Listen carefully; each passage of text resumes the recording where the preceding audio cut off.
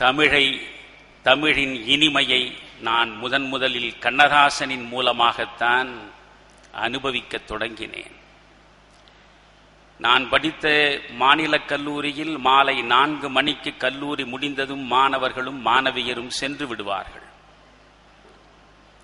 அன்றைய மாநில கல்லூரி ஒரு அழகான மலர்ச்சோலையாக காட்சி தந்தது. ஒரு மரத்தின் அடியில் நான் சென்று அமர்ந்து ஏதாவது ஒரு இலக்கியம் வாசிப்பதை என்னுடைய வாடிக்கையாக வைத்திருந்த காலம் அது. கண்ணதாசனுடைய கவிதை தொகுப்புக்குள்ளே நான் சென்று ஒரு கவிதையாக வாசித்துக் கொண்டிருக்கிற பொழுது காமராசர் தாலாட்டு என்கிற கவிதையை படிக்க நேர்ந்தது. காமராசரை தமிழகத்தின் முதலமைச்சர் என்ற நிலையிலும் 1963 அவர் முதலமைச்சர் நாற்காலியை தூக்கி எறிந்துவிட்டு சென்றவர் என்கிற அவருடைய துறவு மனப்பான்மையையும் 9 ஆண்டு காலம் தமிழகத்தில் ஒரு பொற்கால ஆட்சியை அவர் தந்தார் என்கிற சிறப்பையும் அறிந்தவனாக மட்டுமே நான் இருந்தேன். ஆனால் காமராஜரின் மீது எனக்கு தனிப்பெரும் காதல் அப்பொழுது கனிந்துவிடவில்லை. கண்ணதாசனுடைய காமராசர் தாலாட்டு என்கிற கவிதையை படிக்கத் தொடங்கினேன். தங்கமணி மாளிகையில் தனி வைரப் பந்தலிட்டு மங்கையர்கள் சுற்றி வந்து மங்களமாய் கோலமிட்டு திங்களென்றும் சிங்கமென்றும் சீராட்டி பேருரைத்து திருநாள் அலங்காரச் சிலை போல் அலங்கரித்து வாழ்த்தொலிக்க பெற்றெடுத்த மகனாக வந்ததில்லை, வண்ணமணி தொட்டிலே உன் வடிவம் அசைந்ததில்லை. அற்புதமான பாடல் அது. பாடுமணி வையை பனித்திருக்கும் பூஞ்சோலை ஆடுமிளம் பூங்கொடிகள் அஞ்சுமிளம் மானினங்கள் கூடவரும் பாண்டியனார் குடியிருந்த மாமதுரை நாட்டில் மறவர் படை நடுவே தேமதுரத் தமிழ் பாடும் திருநாடார் தம்குலத்தில் வாழையடி வாழையென வந்த தமிழ் பெருமரபில் ஏழைக்கு மகனாக ஐயானி வந்துதித்தாய். நிமிர்ந்தால் தலை இடிக்கும், நிற்பதற்கே இடம் இருக்கும், அமைவான ஓர் குடிலில் ஐயானி பிறந்து வந்தாய். அந்த பாடலை நான் படித்துக் கொண்டே வந்தேன். கவிதை சுவைக்காகவும் கண்ணதாசனின் தமிழுக்காகவும் படிக்கத் தொடங்கியவன் நான். அதில் ஒரு இடம் என்னை முழுமையாக புரட்டி போட்டது. அந்த கவிதை தொடர்கிறது. தங்கமே தன் நிலவே தன் பொதிகை சாரலே சிங்கமே என்று அழைத்து சீராட்டும் தாய் தவிர சொந்தமென்று ஏதுமில்லை, துணையிருக்க மங்கை இல்லை, தூய மணி மண்டபங்கள் தோட்டங்கள் எதுவும் இல்லை, ஆண்டி கையில் ஓடிருக்கும் அதுவும் உனக்கிலையே. அந்த 2 வரிகளில்தான் என் இதயம் ஈடுபட்டது. சமூக நலனுக்காக சகலத்தையும் துறந்து விடுகிற ஒரு சன்னியாசியின் கையிலே கூட சொந்தமாக ஒரு ஓடு இருக்கும். அந்த ஓடு கூட இல்லாத ராஜ ரிஷியாக காமராஜர் வாழ்ந்ததை என் கண் முன்னாலே கண்ணதாசனின் கவிதை இனம் காட்டியது. அன்று நான் காமராஜரின் காலடியில் விழுந்தேன். 6 போல் இருக்க வேண்டும். நாம் 6 பிறக்கிற அந்த கணத்திலேயே முன்னோக்கி தன் பயணத்தை தொடங்கும். கடலில் கலக்கிற கடைசி தருணம் வரை நதி உறங்காது, நதி ஓய்வெடுக்காது. நதி எப்பொழுதும் தன் பயணத்தில் முன்னோக்கி சென்று முகம் காட்டுமே தவிர பின்னோக்கி முதுகு காட்டாது. நதி மனிதன் நதியைப் போல் இருக்க வேண்டும். எந்த நதியாக இருந்தாலும், உலகத்தின் எவ்வளவு பெரிய நதியாக இருந்தாலும் பிறக்கிற பொழுது சின்னஞ்சிறு ஊற்றாகத்தான் பிறக்கும். பிறக்கிற பொழுதே இது பெரிய ஆற்றுக்கு உரிய அடையாளத்தோடு எந்த நதியும் பிறக்காது. போகிற போக்கில் தன்னை அது விரிவாக்கிக் கொள்கிறது, வளர்த்துக் கொள்கிறது, வெள்ளம் என பெருக்கெடுத்து ஓடுகிறது. அப்படித்தான் மண்ணில் கர்த்தர் பிறந்தாலும் சரி, கண்ணன் பிறந்தாலும் சரி, பெருமானார் பிறந்தாலும் சரி, காந்தி பிறந்தாலும் சரி, நீங்கள் பிறந்தாலும் சரி, பிறக்கிற பொழுதே ஒரு மகாத்மாவுக்குரிய அடையாளமோ ஒரு கடவுளுக்கு உரிய தரிசனமோ யாருக்கும் இருக்காது. நாம் எப்படி எந்த ஆறும் சின்னஞ்சிறு ஊற்று போல் புறப்படுகிறதோ அப்படித்தான் சின்னஞ்சிறு குழந்தைகளாக சாதாரணமாக நம் வாழ்க்கை பயணத்தை தொடங்குகிறோம். பிறகு வழியில் நாம் எப்படி நம்மை உருவாக்கிக் கொள்கிறோம் என்பதுதான் வாழ்க்கை. விருதுநகரில் காமராஜ் தோற்றதை அண்ணா ஏற்கவில்லை, அது தெரியுமா? இன்றைக்கு இருக்கக்கூடிய அரசியல் பகைமை சார்ந்த பண்பாடற்ற சூழலை பார்த்து கொண்டிருக்கிறீர்களே. காமராஜ் தோற்கடிக்கப்பட வேண்டும் என்று அண்ணா கருதவே இல்லை.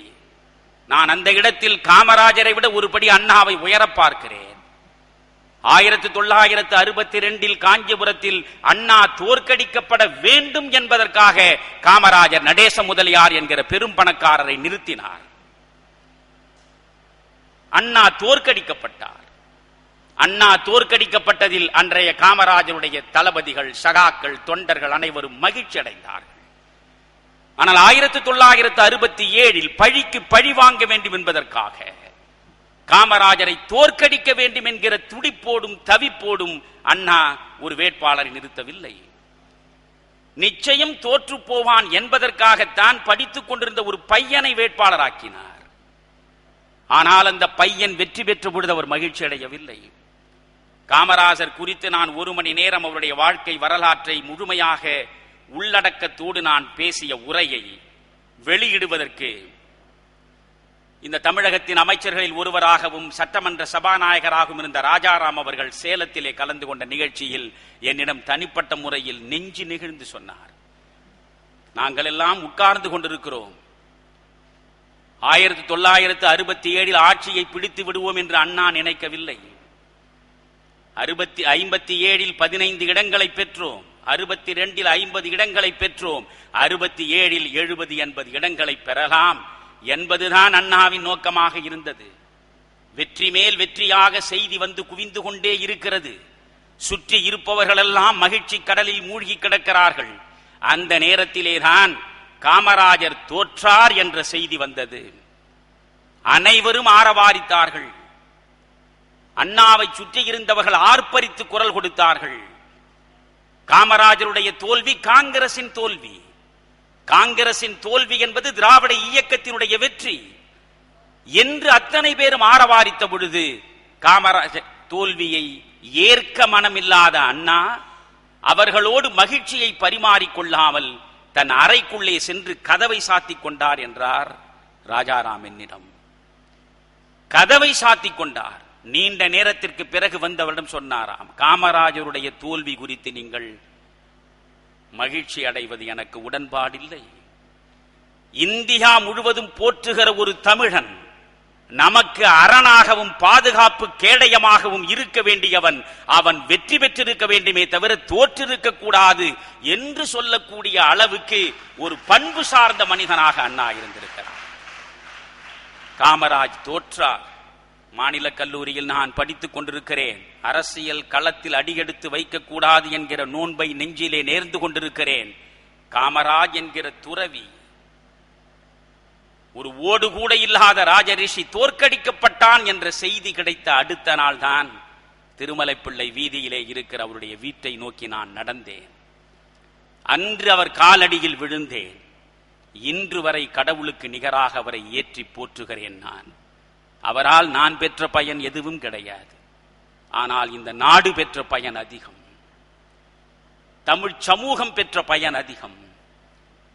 தமிழ் இன உணர்வு என்ற ஒன்று உங்களுக்கு இருந்தால் நான் உங்கள் அத்தனை பேருக்கும் சொல்லிக் கொள்கிறேன், உங்களுக்கு இந்த மண் சார்ந்த பற்றும் இந்த இனம் சார்ந்த உணர்வும் இந்த மொழி சார்ந்த மதிப்பீடும் உண்மையில் உங்களுக்கு இருக்குமானால் நீங்கள் அத்துணை பேரும் உங்களுடைய பூஜை அறையில் கடவுளர்களுடைய படங்களை மாட்டி கற்பூர ஆரத்தி செய்வதை விட ஒரு பெரியாருக்கு படம் மாட்டுங்கள், ஒரு அண்ணாவுக்கு படம் மாட்டுங்கள், ஒரு காமராஜருக்கு படம் மாட்டுங்கள், 3 பேருக்கும் பூஜை செய்யுங்கள். இந்த 3 பேரும் இல்லை என்றால் உங்களுக்கு கல்வி இல்லை, உங்களுக்கு இந்த மொழி இந்த அளவுக்கு வளரக்கூடிய உணர்வு இல்லை, இந்த இனம் சார்ந்த தாகம் இல்லை. எனவே இந்த 3 பேருக்கு நன்றி செலுத்துங்கள். இதில் கட்சி கிடையாது, அரசியல் கிடையாது. இந்திய அரசியல் அரங்கத்தில் காந்தியடிகளுக்கு பிறகு மக்களால் வசீகரிக்கப்பட்ட 2 தலைவர்கள் நேருவும் நேதாஜியும் தான். நேரு வருகிறார் தமிழ்நாட்டில் பிரச்சாரம் செய்வதற்கு. சத்தியமூர்த்தியினுடைய வீட்டில் அவர் இரவு உறங்குகிறார். தொண்டன் காமராஜ், சத்தியமூர்த்தி தலைவர், இவர் செயலாளர் காங்கிரஸ் இயக்கத்துக்கு. இவர் வெளியே தாழ்வாரத்தில் துண்டு விரித்து படுத்துக் கொண்டிருக்கிறார். யார்? காமராஜ். நேரு உள்ளே படுத்திருக்கிறார் படுக்கையில் சகல வசதிகளோடு. தாழ்வாரத்தில் துண்டு விரித்து காமராஜ் படுத்து கிடந்தார். காமராஜர் மிக கடுமையாக குரட்டை விடுவார். காமராஜர் உறங்குகிற பொழுது பக்கத்தில் எவனும் உறங்க முடியாது. தமிழகத்தின் உறக்கத்தை கலைப்பதற்காகவே அவ்வளவு குரட்டையை அவர் அதிகமாக விட்டார் என்று கூட நான் நினைப்பேன். அவர் படுத்துக்கொண்டு குரட்டை விட்டால் இன்னொருவன் உறங்கவே முடியாது. வள்ளலார் சொல்லவில்லை விழித்திரு, தனித்திரு, பசித்திரு என்று. எனவே அவரை சுற்றி இருப்பவர்கள் அத்துணை பேரும் விழித்திருக்க வேண்டும் என்பதற்காகவே அவர் அதிகமாக குரட்டை விட்டுக் கொண்டு தூங்கினார். இது ஜவஹர்லால் நேருவை உறங்க விடவில்லை. இவர் தாழ்வாரத்தில் படுத்து கிடக்கிறார். அவர் படுக்கை அறையிலே கதவை மூடி படுத்திருக்கிறார். சுவற்றை தாண்டி அந்த குரட்டை ஒலி நேருவை உலுக்கி எடுத்தது. உடனே நேரு எப்பொழுதுமே உடனே கோபமயப்படக்கூடியவர், சினத்தின் சிகரத்தை விரைவாக அடையக்கூடிய மனிதன். உடனே கதவை திறந்து கொண்டு வந்து சத்தியமூர்த்தியை எழுப்பி, என்ன ஒரே சத்தம், ரயில் ஓடுவதை போல சத்தம் கேட்கிறதே, தூங்க முடியவில்லையே என்றார். உடனே சத்தியமூர்த்தி ரொம்ப பணிவோடு சொன்னார், ஒன்றுமில்லை ஐயா, அது ரயில் சத்தம் இல்லை, என்னுடைய தொண்டன் காமராஜ் தூங்குகிற பொழுது விடுகிற குரட்டை சத்தம் என்றார். உடனே நேரு என்ன சொன்னார் தெரியுமா? Who is that Kamaraj? Throw him in the Bay of Bengal என்றார். யார் அந்த காமராஜ்? கொண்டு போய் வங்க கடலிலே தூக்கி வீசி எறி என்றார். Throw him in Bay of Bengal. வங்க கடலில் வீசி எரி என்று அவ்வளவு ஏளனமாக சொன்ன மனிதன் தான் ஜவஹர்லால் நேரு. நேரு தன் வாழ்காலத்தில் ஒரு உறுதிமொழி எடுத்திருந்தார்.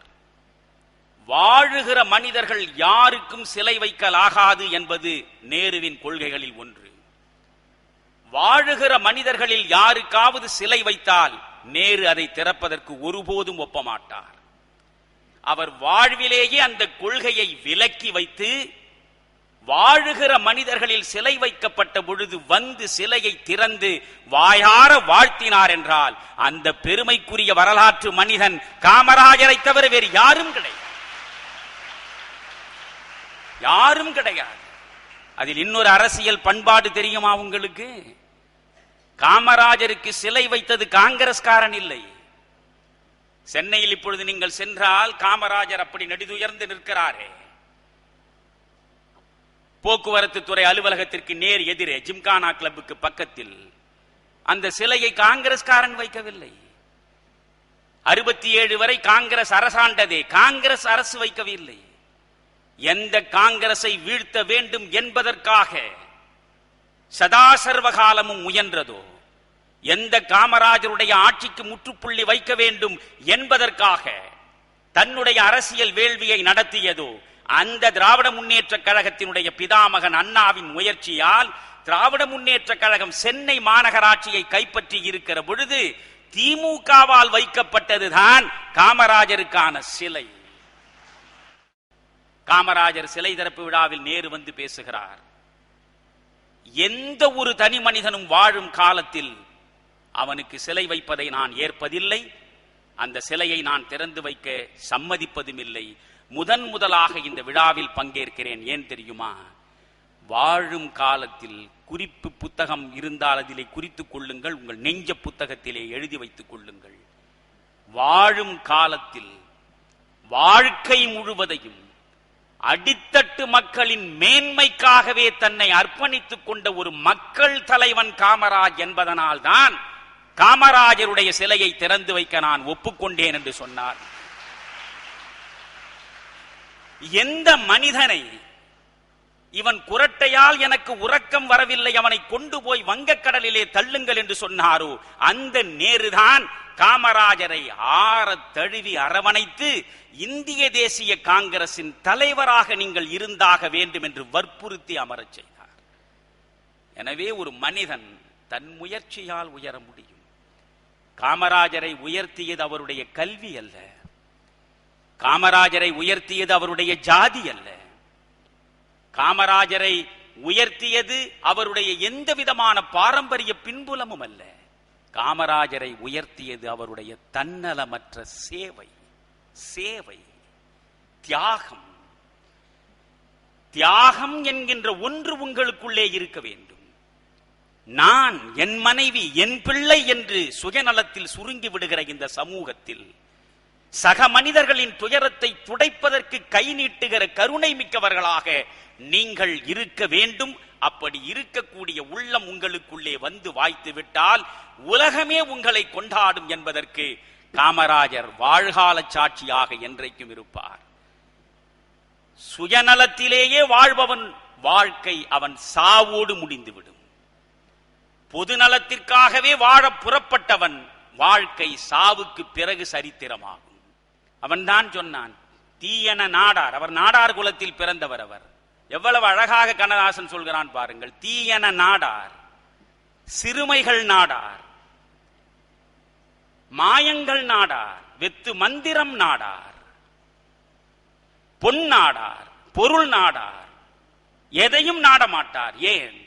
இறுதி வரிதான் அழகு. நாடொன்றை நாடி தன் நலம் ஒன்றும் நாடாத நாடாரை நாடினேன்.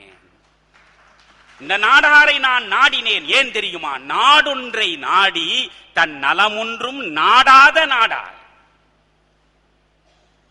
அந்த நாடாரிடமிருந்து கற்க வேண்டிய பாடம் அதிகம். 15 ஆண்டு காலம் சட்டமன்றத்தின் உறுப்பினராக இருந்தவர் காமராஜ்.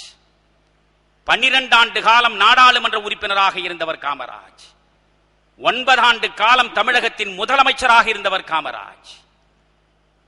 13 ஆண்டுகள் தமிழ்நாடு காங்கிரசின் தலைவராக இருந்தவர் காமராஜ். ஒரு முறைதான் காங்கிரஸ் கட்சிக்கு அகில இந்திய அளவில் தலைவராக இருக்க முடியும் என்கிற விதி காமராஜருக்காக மாற்றி எழுதப்பட்டது. 2 முறை 5 ஆண்டு காலம் அகில இந்திய காங்கிரசின் தலைவராக இருந்து 2 பிரதமர்களை உருவாக்கிய காமராஜ் செத்தார். இதையும் ராஜாராம் தான் என்னிடம் சொன்னார். அவர் சொன்ன பொழுதே கண்கலங்கியது. ராஜாராம் சொன்னார், காமராஜர் இறந்து விட்டார் என்ற செய்தி வருகிறது. அப்பொழுது பொதுமக்கள் அத்தனை பேரும் காமராஜர் வீட்டுக்குள்ளே நுழைவதற்கு முன்பு வேக வேகமாக சென்று நீங்கள் எல்லா கதவுகளையும் மூடி வையுங்கள். தமிழகத்தில் 9 ஆண்டு முதலமைச்சராக இருந்தவர், அகில இந்திய காங்கிரசின் தலைவராக இருந்தவர், 2 பிரதமர்களை உருவாக்கியவர். என்னென்ன ஆவணங்கள் எங்கெங்கே இருக்கின்றனவோ தெரியாது. எனவே அவற்றையெல்லாம் மற்றவர்கள் பாழ்படுத்தி விடாதபடி எல்லா கதவுகளையும் மூடி வையுங்கள் என்று சொன்னார். வேக வேகமாக நான் விரைந்து சென்றேன். அப்பொழுது காமராஜுடைய உதவியாளர் வைரவன் கண்ணீர் விட்டபடி வாசலிலே நின்று கொண்டிருந்தார். அப்பொழுதுதான் செய்தி கொஞ்சம் கொஞ்சமாக கசிந்து மனிதர்கள் வரத் தொடங்கிய நேரம். உடனே நான் எல்லா கதவுகளையும் மூடு வைரவன், ஏன் இப்படி எல்லா கதவையும் திறந்து வைத்திருக்கிறாய் என்று கேட்டேன். ஏனையா அப்படி சொல்கிறீர்கள்? எந்தெந்த இடத்தில் என்னென்ன இருக்குமோ தெரியாது, எனவே உடனே மூடி வைக்க சொன்னார். அழுது கொண்டே வைரவன் சொன்னான், இங்கே என்னையா இருக்கிறது? என்ன இருக்கிறது இங்கே? இந்த மனிதன் செத்து கிடக்கிற இந்த நேரத்தில் அவனுக்கென்று சொந்தமான 10 வேட்டி 10 சட்டை இருக்கிறது. இந்த வீட்டில் இப்பொழுது இருக்கக்கூடிய மொத்த இருப்பே 63 ரூபாய். 63 ரூபாயும் 10 வேட்டியும் 10 சட்டையும் வைத்துவிட்டு செத்து போன சன்னியாசியை அவன். எதை மறைப்பதற்கு அவனிடம் என்ன இருக்கிறது என்று கண்ணீர் விட்டபடி கேட்டான். அதுதான் வாழ்வு. அதுதான் ஒரு அரசியல்வாதிக்கு இருக்க வேண்டிய தலைமை சார்ந்த பண்பு. யோசித்து பாருங்கள், ஒரு கவுன்சிலராக இருப்பவன் கோடி கொள்ளையடிக்கிறான் இல்லையா? நம் கண் முன்னாலே பாதசாரியாக நடந்து சென்றவன் ஸ்கோடாவில் பறக்கிறான் 5 ஆண்டு காலத்திற்குள்ளாக. நாமும் பார்த்து கொண்டிருக்கிறோம். எவன் வீட்டு பணம் அது? யார் வீட்டு பணம்? பார்வையாளர்களாக பார்த்து கொண்டு செல்கிறீர்களே, யார் வீட்டு பணத்தை அவன் பறித்து வைத்திருக்கிறான்? உங்கள் பணம், என் பணம், கூடியிருக்கிற அனைவருடைய பணம், பொது பணம். எனவே சமூகத்தில் சேவை செய்வதற்கு என்று புறப்பட்டு உங்கள் முன்னாலே வாக்கு கேட்பதற்கு அரசியல்வாதி என்று எந்த கட்சி சார்ந்தவனாக இருந்தால் வந்து நின்றால் அவன் முகத்தில் ஒரு காமராஜ் தெரிகிறாரா என்று பார்க்க வேண்டும்.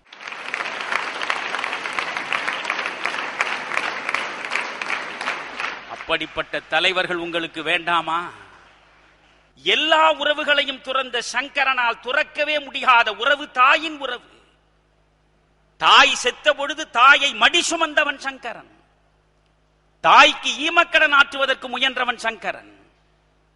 நீ சன்னியாசி, உனக்கு உறவு கிடையாது, நீ அவளுக்கு ஈமக்கடன் செய்வதாக இருந்தால் உன்னை அத்தனை பேரும் ஜாதி பிரஷ்டம் செய்து விடுவோம், உன்னை விலக்கி வைத்து விடுவோம் என்று ஊரே குரல் கொடுத்த பொழுதும் கவலைப்படாமல் தன் தாயின் சடலத்தை தன் தோளிலே கிடத்தி மயானம் வரை நடக்க முடியாத நிலையில் வீட்டு புறக்கடையிலே கொண்டு போய் தன் தாயை எரித்தவன். அவன் எரிக்கிற பொழுது 5 பாடல்கள் பாடினானே ஆதிசங்கரர். படித்து பார்க்க வேண்டும் அவற்றை எல்லாம். நீங்கள் எல்லா உறவுகளையும் தூக்கி எறிந்தவர் பட்டினத்தார். சோழ பேரரசனுக்கே கடன் கொடுக்கக்கூடிய அளவுக்கு செல்வ செழிப்பிலே மிதந்தவர் பட்டினத்தார். ஆனால் அந்த பட்டினத்தார் காதருந்த ஊசி வாராது காணும் கடைவழிக்கே என்ற ஒற்றை வரி தந்த ஞானத்தில் அத்தனை சொத்தையும் துச்சமென தூக்கி எறிந்துவிட்டு ஒற்றை கோவணத்தோடு வெளியே வந்தானே. எல்லா உறவுகளையும் துறந்தான். பூம்புகாரிலே தான் சுற்றி கொண்டிருந்தான். ஏன்? என் தாய் இந்த மண்ணில் உயிரோடு இருக்கும் வரை இந்த மண்ணை விட்டு நான் அகலமாட்டேன் என்றான் பட்டினத்தார். தாய் இறந்த பிறகுதான் தமிழகம் முழுவதும் கோயில் கோயிலாக சென்றான். தாய் இருக்கிற வரையில் அங்கேயே இருந்தான். பிச்சை எடுத்தான், பொது மண்டபங்களில் படுத்து கிடந்தான். கோடீஸ்வரன், குபேரனை விட செல்வம் பெற்றவன் பட்டினத்தான். ஆனால் தாய் செத்து போனாள். 10 பாட்டு எழுதி வைத்திருக்கிறானே, படித்திருக்கிறீர்களா? ஐயிரண்டு திங்களாய் அங்கமெல்லாம் நொந்து பெற்று பையல் என்ற போதே பரிந்தெடுத்து செய்ய இரு கைப்புறத்தில் ஏந்தி கனகமுலை தந்தாளை எப்பிறப்பில் காண்பேன் இனி. 10 பாடலும் என்னால் சொல்ல முடியும், நேரம் அதிகமாக போகும். எல்லா உறவுகளையும் துறந்த பட்டினத்தார் துறக்காத உறவு தாயின் உறவு. எல்லா உறவுகளையும் துறந்த ஆதிசங்கரர் துறக்க விரும்பாத உறவு தாயின் உறவு. அந்த தாயின் உறவையே துறந்து தள்ளி வைத்த ஒரு மனிதன் அரசியல் உலகத்தில் காமராஜருக்கு இணை சொல்ல எவனும் கிடையாது. ஒரு படிக்காத காமராஜரை தன்னலமற்றவனாக சமூக நலன் சார்ந்து இருந்ததனாலேதான் இன்றும் அவர் பேசப்படுகிறார். தமிழகத்தில் கல்வி இருக்கிற வரையில் கல்வி கண் கொடுத்தவர் காமராஜர் என்று சொல்வார்கள். இல்லை, கல்விக்கே கண் கொடுத்த மனிதன் காமராஜ். கல்வி உள்ள வரையில் காமராஜ் இருப்பார். நன்றி, வணக்கம்.